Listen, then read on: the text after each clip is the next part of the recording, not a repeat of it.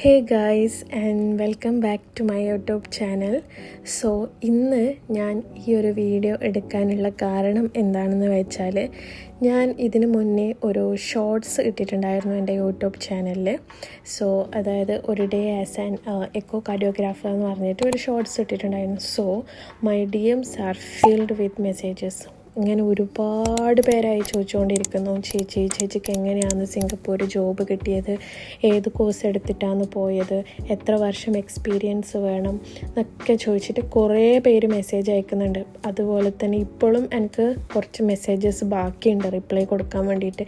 ഞാൻ ഡെയിലി ഇത് കൊടുത്തുകൊണ്ടിരിക്കുകയാണ്. So I thought to make a video by answering all of your questions. Okay, അപ്പോൾ ഇന്നത്തെ ഈ ഒരു വ്ളോഗ് എന്ന് പറയുന്നത് എൻ്റെ ഒരു working day as an echo കാർഡിയോഗ്രാഫറാണ്. അതിനോടൊപ്പം തന്നെ ഞാൻ നിങ്ങൾ DMസിൽ റിപ്പീറ്റഡായി ചോദിച്ചിട്ടുള്ള എല്ലാ ക്വസ്റ്റ്യൻസിനും ആൻസറും കൂടി തരാമെന്ന് വിചാരിച്ചു. So if you are watching for the very first time my channel, please do subscribe my YouTube channel. നിങ്ങൾക്ക് എൻ്റെ വീഡിയോസൊക്കെ ഇഷ്ടപ്പെടുവാണെങ്കിൽ എന്തായാലും സബ്സ്ക്രൈബ് ചെയ്യാൻ മറക്കരുത് കേട്ടോ. സോ ഫസ്റ്റ് കൂടുതലും ചോദിച്ചിട്ടുള്ള ചോദ്യം എന്ന് പറയുന്നത് ഏത് കോഴ്സാണ്, എവിടെയാണ് പഠിച്ചത് എന്നൊക്കെ. So I will talk about my degree. അപ്പം ഞാൻ പഠിച്ചത് bachelors in cardiovascular technology at Manipal university, Udupi. അപ്പം ഞാൻ 12th കഴിഞ്ഞതിന് ശേഷമാണ് അവിടെ അപ്ലൈ ചെയ്യുന്നത്. എനിക്ക് 12th പഠിക്കുമ്പോൾ തന്നെ ഒരു ഹാഫൊക്കെ ആകുമ്പോൾ തന്നെ ഈ ഒരു കോഴ്സിനെ പറ്റിയിട്ട് ഞാൻ കേട്ടു എൻ്റെ സീനിയറിൽ നിന്ന്. അങ്ങനെയാണ് ഞാൻ ഇതിനോടുള്ള ഇൻട്രസ്റ്റ് വന്നിട്ട് പിന്നെ ഇതിനെപ്പറ്റി കൂടുതൽ ഡീറ്റെയിൽ ആയിട്ട് അറിഞ്ഞതിന് ശേഷം അപ്ലൈ ചെയ്തു. എനിക്ക് മണിപ്പാലിൽ സീറ്റ് കിട്ടി. അങ്ങനെ ഈ കോഴ്സ് എന്ന് പറയുന്നത് 4 year കോഴ്സാണ്, 3 year plus 1 year internship. അങ്ങനെയാണ് ഈ course. So basically echocardiogram is A non invasive ultrasound test that creates moving picture of your beating heart. So നമ്മൾ ഈ എക്കോ സ്കാൻ ചെയ്യുന്നത് to evaluate the heart structure, to evaluate the pumping of your heart as well as the function of your heart. ഇതൊക്കെ നോക്കാൻ വേണ്ടിയിട്ടാണ് നമ്മൾ echo ചെയ്യുന്നത്. As well as you will not be exposure to radiation. So you are the person doctor trusts for the echo reports. അപ്പോൾ നമ്മൾ echo scan ചെയ്തിട്ട് നമ്മൾ report ചെയ്തിട്ട് ലാസ്റ്റ് നമ്മൾ ഡോക്ടറിൻ്റെ ഫൈനൽ സിഗ്നേച്ചറിന് വേണ്ടിയിട്ട് വെയിറ്റ് ചെയ്യും and the report will be finalised. അങ്ങനെയാണ് പൊതുവേ നടക്കാറ്. സോ ഞാൻ പഠിച്ചത് പറഞ്ഞില്ലേ മണിപ്പാലാണെന്ന്. അവിടെ കോഴ്സും പിന്നെ നമ്മൾ ചെയ്യേണ്ട ഡ്യൂട്ടീസ്, അതായത് ഇൻറ്റേൺഷിപ്പ് എല്ലാം നമ്മൾ സെയിം കോളേജിൽ തന്നെയായിരുന്നു. പക്ഷേ എനിക്ക് കിട്ടിയ കുറേ മെസ്സേജസിൽ കുറേ ആൾക്കാർ പറഞ്ഞു അവരുടെ ഇൻറ്റേൺഷിപ്പ് വേറെ ഹോസ്പിറ്റലിൽ ചൂസ് ചെയ്യണം അവർ ഇൻറ്റേൺഷിപ്പിന് വേണ്ടിയിട്ടാണ്. പക്ഷെ നമുക്ക് അങ്ങനത്തെ ഒരു പരിപാടി നമുക്ക് ഉണ്ടായിട്ടില്ല.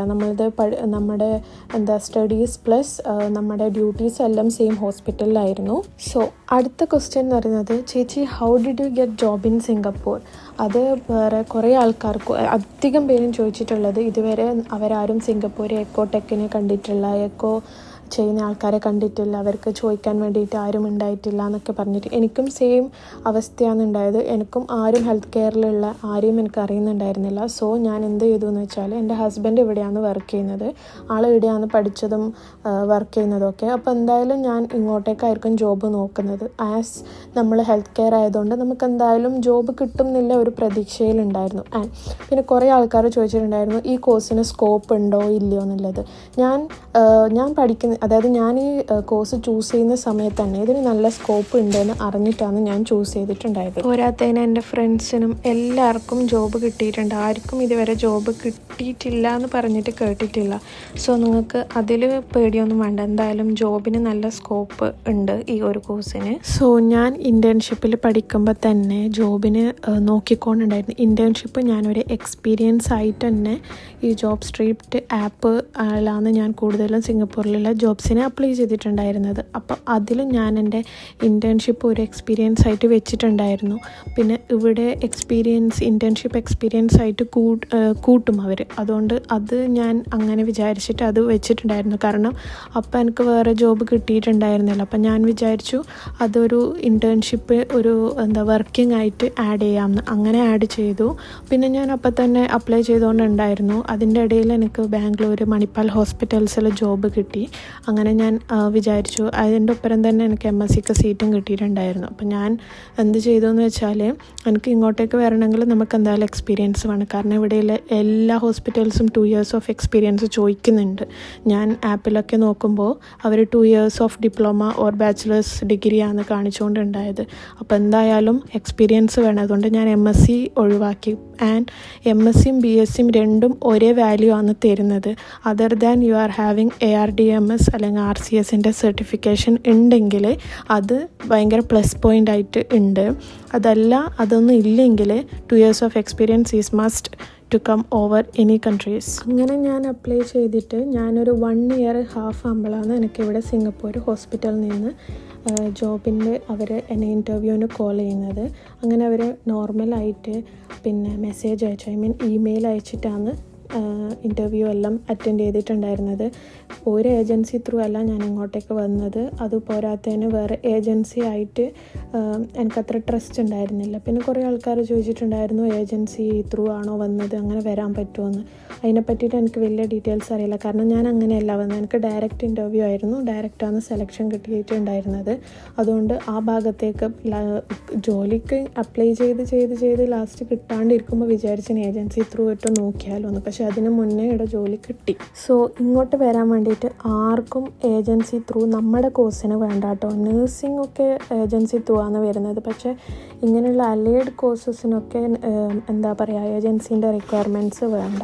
പിന്നെ ഞാൻ കൂടുതലും ഹെൽത്ത് ഹബ്, കരിയർ പേജസ്, പിന്നെ ജോബ് സ്ട്രീറ്റ്, ലിങ്ക്ഡിൻ. പക്ഷേ ലിങ്ക്ഡിന് വലിയ കാര്യമായിട്ടൊന്നും റെസ്പോൺസ് ഒന്നും കിട്ടിയിട്ടുണ്ടായിരുന്നില്ല. ഞാൻ കൂടുതലും ജോബ് സ്ട്രീറ്റ് ആപ്പ്, പിന്നെ അതിൽ ഡിസ്ക്രിപ്ഷനൊക്കെ വായിച്ച് നോക്കുന്ന സമയത്ത് താഴെ ചിലപ്പോൾ ഇമെയിലും കാര്യങ്ങളൊക്കെ ഉണ്ടാവും. ഞാൻ അതിലും കയറി അപ്ലൈ ചെയ്യും. അങ്ങനെ ഒരുപാട് അപ്ലൈ ചെയ്തിട്ടാണ് ലാസ്റ്റ് ഒരു ഇൻ്റർവ്യൂ കോളെങ്കിലും കിട്ടിയത്. ഒന്നല്ല, എനിക്കൊരു 3 ഇൻ്റർവ്യൂ കോൾ കിട്ടിയിട്ടുണ്ടായിരുന്നു. അതിൽ എൻ്റെ 2ാമത്തെ ഇൻ്റർവ്യൂ ആയിരുന്നു ഇപ്പം എനിക്ക് കിട്ടിയ ഹോസ്പിറ്റലിലുള്ള ജോബ്. എൻ്റെ ഫോക്കസ് സിംഗപ്പൂർ മാത്രമായിരുന്നു. അതുകൊണ്ടാണ് ഞാൻ കുത്തിയിരുന്ന് അപ്ലൈ ആക്കിയതും.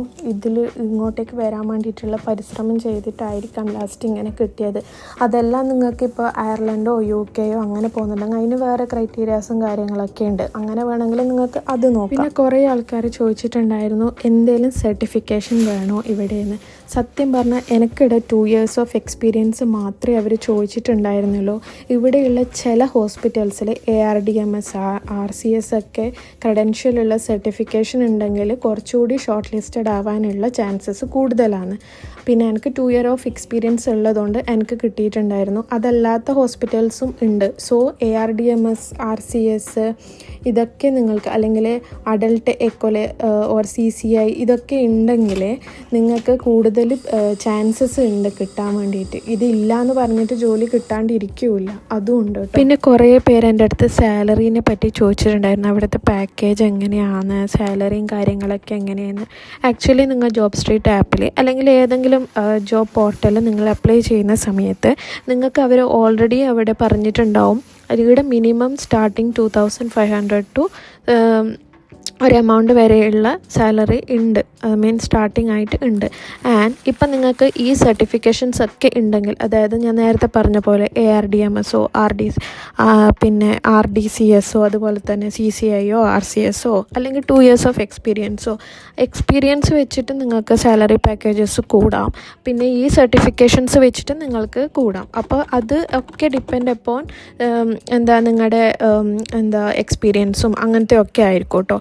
പിന്നെ എന്താണെന്ന് വെച്ചാൽ ഇവിടെ അത്യാവശ്യം നല്ല പാക്കേജ് ഉണ്ട്. പിന്നെ ഒരു ക്ലീൻ ഹോസ്പിറ്റൽസാണ്, നല്ല ലേറ്റസ്റ്റ് മെഷീൻസ് ഉണ്ട്, നാട്ടിൽ ഉള്ള മെഷീൻസും ഉണ്ട്. അതുപോലെ തന്നെ അതിൻ്റെ എല്ലാ വെറൈറ്റീസ് ഓഫ് മെഷീൻസും കാര്യങ്ങളൊക്കെ ഉണ്ട്. സോ നമുക്ക് എന്തായാലും ഗ്രോത്ത് ഉണ്ട്. പിന്നെ നാട്ടിൽ ചെയ്യുന്ന പോലെ 10-15 മിനിറ്റ് സമയമല്ല നമ്മളിവിടെ എക്കോ ചെയ്യുന്നത്.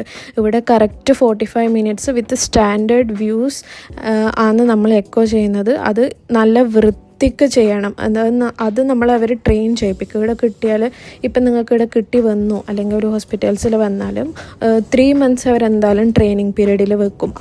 അവർ നിങ്ങളെ പക്കയായിട്ട്, ഇനിയിപ്പോൾ ഒരു ഫ്രഷർ ആണെങ്കിലും നിങ്ങൾക്കിപ്പോൾ ഒക്കെ അറിയില്ലെങ്കിൽ അവർ അടിപൊളിയായിട്ട് പഠിപ്പിച്ചിട്ടേ വിടുള്ളൂ. ആൻഡ് നിങ്ങൾക്ക് എപ്പോൾ വേണമെങ്കിലും മറ്റുള്ളവരുടെ അടുത്ത് ഹെൽപ്പിന് വേണ്ടിയിട്ട് ചോദിക്കുക. എല്ലാവരും എല്ലാ സമയത്തും ഉണ്ടാവും. അപ്പം നിങ്ങൾക്ക് അപ്ലൈ ചെയ്ത് തുടങ്ങാം. ഇപ്പോഴേ നിങ്ങൾക്ക് അപ്ലൈ ചെയ്ത് തുടങ്ങാൻ 1-2 അല്ലെങ്കിൽ 2-3 മാത്രം അപ്ലൈ ചെയ്തിട്ട് അയ്യോ എനിക്ക് ജോബ് ഒന്നും വരുന്നില്ല, ജോബിനൊന്നും കിട്ടുന്നില്ല എന്ന് പറഞ്ഞിട്ടൊന്നും കാര്യമില്ല. കാരണം ഞാൻ ഇൻറ്റേൺഷിപ്പ് മുതലാണ് അപ്ലൈ ചെയ്യുന്നത്, പ്ലസ് ഞാൻ 2 ഇയർ ജോബും ചെയ്തു. അപ്പോഴാണ് എനിക്കിവിടെ കിട്ടിയത്. ടോട്ടൽ 3 ഇയേഴ്സ് ഓഫ് കണ്ടിന്യൂസ് ആയിട്ട് ഞാൻ അപ്ലൈ ചെയ്തിട്ടാണ് എനിക്കിവിടെ കിട്ടിയിട്ടുള്ളത്. അതുകൊണ്ട് ഒരാഴ്ച അപ്ലൈ ചെയ്തിട്ട് മാത്രം കാര്യമില്ല. ഡെയിലി നിങ്ങൾ ഇപ്പോൾ അപ്ലൈ ചെയ്ത സെയിം ഹോസ്പിറ്റൽസിൽ തന്നെ വീണ്ടും നിങ്ങൾക്ക് വേക്കൻസീസ് കണ്ടാൽ അതാണ് വീണ്ടും നിങ്ങൾ അപ്ലൈ ചെയ്യണം. അല്ലാതെ ഇത് ഞാൻ ഓൾറെഡി അപ്ലൈ ചെയ്തിനെന്ന് പറഞ്ഞിട്ട് ഇരുന്നെടുത്തുണ്ടാവും നിങ്ങൾ. അതെല്ലാം നിങ്ങൾ അവിടെ അപ്ലൈ ചെയ്തുകൊണ്ടിരുന്നാൽ എന്തെങ്കിലും ആ ഒരു ഹോസ്പിറ്റലിൽ നിന്ന് എന്ത് ഇത്രയും ഇവർ CV അയക്കുന്നുണ്ടല്ലോ എന്ന് പറഞ്ഞിട്ടെങ്കിലും അവർ നമ്മളെ CV നോക്കും എന്ന് വിചാരിച്ചിട്ട് നമ്മൾ അപ്ലൈ ചെയ്തുകൊണ്ടിരിക്കും. പിന്നെ എൻ്റെ അടുത്ത് കുറേ പേര് നോട്ട്സ് ചോദിച്ചിട്ടുണ്ടായിരുന്നു. ആക്ച്വലി എൻ്റെ കയ്യിൽ ഇപ്പോൾ ഒരു നോട്ട്സും ഇല്ല, എല്ലാം നാട്ടിലാണ്. നോട്ട്സ് ഉണ്ടായിരുന്നു, ഒക്കെ നാട്ടിലാണ്. പിന്നെ ഇൻ്റർവ്യൂവിൻ്റെ സമയത്ത് കുറച്ച് ട്രിക്സും ടിപ്സും ആണ് ഞാൻ എൻ്റെ നോട്ട് പാഡിൽ എഴുതിയിട്ടുണ്ടായിരുന്നത്. അതിൽ പകുതിയും ക്യാത്ത് ബേസ്ഡ് ആണ് ഉണ്ടായത്. കാരണം ഇൻ്റർവ്യൂ ചെയ്യുന്ന സമയത്ത് ഞാൻ എക്കോ മാത്രമേ ചെയ്യുള്ളൂ എന്ന് നമ്മൾ പറയില്ലല്ലോ, നമ്മളെല്ലാം ചെയ്യും. We are ready to work at all areas എന്നാണ് നമ്മൾ പറയുക. പിന്നെയാണ് നമുക്ക് എക്കോയിലാണ് താല്പര്യം. പക്ഷെ ഞാൻ എക്കോ മാത്രം ചെയ്തുകൊണ്ടുണ്ടായതുകൊണ്ട് ഞാൻ ഓൾറെഡി പറഞ്ഞിട്ടുണ്ടായിരുന്നു ഞാൻ എക്കോ മാത്രമാണ് ചെയ്യുന്നതെന്ന്. സോ എൻ്റെ ഹോസ്പിറ്റലിൽ അവർക്ക് എക്കോ സ്റ്റാഫിനെ ആയിരുന്നു വേണ്ടത്. അതുകൊണ്ട് എനിക്ക് അവിടെ കുഴപ്പമുണ്ടായിരുന്നില്ല. പിന്നെ എന്താണെന്ന് വെച്ചാൽ നിങ്ങൾ ഈ CV പ്രിപ്പയർ ചെയ്യുന്ന സമയത്ത് എപ്പം നിങ്ങൾ മറക്കാണ്ട് കവർ ലെറ്ററിൽ എപ്പം മറക്കാണ്ട് ചെയ്യേണ്ട ഒരു കാര്യം എന്ന് വെച്ചാൽ ഓപ്പൺ ടു ഷിഫ്റ്റ് എന്ന് എന്തായാലും നിങ്ങൾ ആഡ് ചെയ്യണം. കാരണം ചില ഹോസ്പിറ്റൽസിൽ ഓൺ കോൾ ഡ്യൂട്ടീസ് അല്ലെങ്കിൽ ചിലപ്പോൾ ഉണ്ടാവാതിരിക്കാം, എന്തും സംഭവിക്കാം. പക്ഷെ നിങ്ങൾ ഓപ്പൺ ടു ഷിഫ്റ്റ് എന്ന് എഴുതി വെച്ചാൽ അത് ചിലപ്പോൾ നിങ്ങൾക്ക് നല്ല ഉപകാരപ്പെട്ടേക്കാം. പിന്നെ നമ്മളെ നാട്ടിൽ നമ്മൾ കൊടുക്കുന്ന പോലെ 5, 6, 7 പേജ് CV ഒന്നും ഉണ്ടാക്കിയിട്ട് കാര്യമില്ല. ഇവിടെ ആകെ അവർ കുറച്ച് സമയം കൊണ്ട് 2 page CV, maximum 2 page CV മാത്രമേ അവർ നോക്കുള്ളൂ. എൻ്റെയൊക്കെ ടൈമിൽ കുറേ ആൾക്കാർ പറഞ്ഞിട്ടുണ്ടായിരുന്നു അങ്ങനെ വലിയ CV ആക്കേണ്ട ആവശ്യമില്ല, ചെറുത് മതിയെന്ന്. സോ ഞാൻ പറഞ്ഞു വന്നത് എന്തെന്ന് വെച്ചാൽ നിങ്ങളിപ്പോൾ ഞാനൊരു റെസ്യൂമിൻ്റെ ടിപ്പ് പറഞ്ഞുതരാം. അതായത് നിങ്ങൾ എത്ര എക്കോ ചെയ്തു, അതായത് add how many echoes done per day, അതും കൂടി നിങ്ങൾ CVയിൽ ആഡ് ചെയ്താൽ അത് ഭയങ്കര ഉപകാരമായിരിക്കും. എന്ന് വെച്ചാൽ അവർക്ക് കറക്റ്റായിട്ട് എനിക്കറിയില്ല അവർക്ക് എത്ര വോളിയൂംസ് അല്ലെങ്കിൽ എത്ര നിങ്ങൾ എക്കോ ചെയ്യുന്നു, പിന്നെ ട്രാൻസിസോഫാഗൽ എക്കോ അറിയോ, സ്ട്രെസ് എക്കോ അറിയോ, ഇതെല്ലാം പ്ലസ് പോയിൻറ്റ്സ് ആണ്. ഇതൊക്കെ നിങ്ങൾക്ക് ആഡ് ചെയ്യാം. ചില ഹോസ്പിറ്റൽസിലൊക്കെ അത് മാൻഡേറ്ററി ആയിട്ട് ചോദിക്കുന്നുണ്ട്. അപ്പോൾ അതൊക്കെ നിങ്ങൾക്ക് ആഡ് ചെയ്യാം. പിന്നെ അതുപോലെ തന്നെ അപ്പോൾ അത്രയ്ക്ക് തന്നെ ഇപ്പോൾ ഇത് നിങ്ങൾ മറക്കാണ്ട് ആഡ് ചെയ്യണം. നിങ്ങൾ എത്ര എക്കോസ് ചെയ്യുന്നുണ്ട് പെർ ഡേ, പിന്നെ നിങ്ങൾ റെക്കോർഡ്സൊക്കെ ചെയ്യുന്നുണ്ട്, അതൊക്കെ നിങ്ങൾക്ക് മെൻഷൻ ചെയ്യാം. നിങ്ങൾ എന്തെങ്കിലും തീസീസോ കാര്യങ്ങളൊക്കെ ചെയ്യുന്നുണ്ടെങ്കിൽ അതും നിങ്ങൾക്ക് CVയിൽ മെൻഷൻ ചെയ്യാം. പിന്നെ ഇൻറ്റേൺഷിപ്പ് നിങ്ങൾക്ക് വേണമെങ്കിൽ വർക്ക് എക്സ്പീരിയൻസ് ആയിട്ടും കൂടി ആഡ് ചെയ്യാം കേട്ടോ. ഇപ്പം നിങ്ങളൊരു ഇന്ത്യയിൽ ഗ്രാജുവേറ്റ് ചെയ്തിട്ട് നിങ്ങളിപ്പോൾ സിംഗപ്പൂർ വർക്ക് ചെയ്യാൻ വേണ്ടിയിട്ട് ടാർഗറ്റ് ചെയ്യുന്നുണ്ടെങ്കിൽ മെയിൻലി ഇപ്പോൾ ഏതെങ്കിലും ഈ പറഞ്ഞ എക്സാംസൊക്കെ എഴുതുന്നുണ്ടെങ്കിൽ നിങ്ങൾ 800+ ക്ലിനിക്കൽ ഹവേഴ്സും അതുപോലെ തന്നെ ഇൻറ്റേൺഷിപ്പിൽ, അതായത് നിങ്ങൾ വർക്ക് ചെയ്ത ഹോസ്പിറ്റലോ അല്ലെങ്കിൽ ഇൻറ്റേൺഷിപ്പ് കൗണ്ട് എത്ര നിങ്ങൾ എക്കോ കേസസൊക്കെ ചെയ്യുന്നു എന്നുള്ളത് നിങ്ങൾ കവർ ലെറ്റർ ആഡ് ചെയ്താൽ അതും ഭയങ്കര ഗുണകരമായിരിക്കും കേട്ടോ. അതുപോലെ തന്നെ കുറേ ആൾക്കാർ ചോദിച്ചു ഫ്രഷറായിട്ട് അപ്ലൈ ചെയ്യാൻ പറ്റുമോ. അത് നിങ്ങൾക്ക് അപ്ലൈ ചെയ്ത് നോക്കാം. പക്ഷേ ഞാൻ പറഞ്ഞല്ലോ ജോബ് ഡിസ്ക്രിപ്ഷനിൽ ഓൾറെഡി അവർ പറയുന്നുണ്ട് ഇത്ര ഇയേഴ്സ് ഓഫ് എക്സ്പീരിയൻസ് മാൻഡേറ്ററി ആണെന്ന്. ചില ഹോസ്പിറ്റൽസ് അല്ല, മിക്കതും എല്ലാ ഹോസ്പിറ്റൽസിലും അങ്ങനെ തന്നെയാണ് ഉള്ളത്. ഞാനിപ്പം ജസ്റ്റ് ഒന്ന് ചെക്ക് ചെയ്തിട്ടുണ്ടായിരുന്നു, അപ്പം അങ്ങനെയാണ് കാണിച്ചിട്ടുണ്ടായത്. സോ ഞാൻ ഏകദേശം എല്ലാ ക്വസ്റ്റ്യൻസും കാര്യങ്ങളൊക്കെ ഇവിടെ ഞാൻ ക്ലിയർ ചെയ്തു എന്നാണ് എൻ്റെ വിശ്വാസം. സോ ഞാൻ പഠിച്ച കോളേജും കാര്യങ്ങളൊക്കെ ഞാനൊരു ചെറിയ ക്ലിപ്പായിട്ട് ഇതിൻ്റെ ലാസ്റ്റ് ഇട്ടിട്ടുണ്ട്, അതുകൂടി ഒന്ന് വാച്ച് ചെയ്യണം കേട്ടോ. സോ ആർക്കെങ്കിലും എന്തെങ്കിലും ഡൗട്ടോ കാര്യങ്ങളൊക്കെ ഉണ്ടെങ്കിൽ നിങ്ങൾ പ്ലീസ് ഡു കമൻറ്റ് ബിലോ, ഞാനത് ചെക്ക് ചെയ്യാം. സോ ഇതാണ് എൻ്റെ ഒരു വർക്കിംഗ് ഡേ. ഇങ്ങനെയാണ് പൊതുവേ ഉണ്ടാവാറ്. ചില ദിവസം ഭയങ്കര ഹെക്റ്റിക് ആയിരിക്കും, ചില ദിവസം ഓക്കെ ആയിരിക്കും. അപ്പം ഈ ഒരു വീഡിയോയിൽ നിന്ന്, എൻ്റെ ഒരു വർക്കിംഗ് ഡേ വ്ലോഗിൽ നിന്ന് നിങ്ങൾക്ക് കുറച്ചെങ്കിലും കാര്യം മനസ്സിലായിട്ടുണ്ടാവുമെന്ന് ഞാൻ വിചാരിക്കുന്നു. പിന്നെ അതിൽ ആർക്കെങ്കിലും എന്തെങ്കിലും ഉപകാരപ്പെട്ടുവെങ്കിൽ അത്രേ ആയല്ലോ. അതുപോലെ തന്നെ നിങ്ങൾ ഏകദേശം ഡൗട്ട്സ് എല്ലാം ഞാൻ ഈ വീഡിയോയിൽ കവർ ചെയ്തിട്ടുണ്ട് എന്നാണ് ഞാൻ വിചാരിക്കുന്നത്. എന്തേലും ഇനി വേറെ എൻക്വയറീസോ കാര്യങ്ങളോ ഉണ്ടെങ്കിൽ കമൻസിലൂടെ പറയാം കേട്ടോ. ഞാൻ അതിന് റിപ്ലൈ തരുന്നതായിരിക്കും.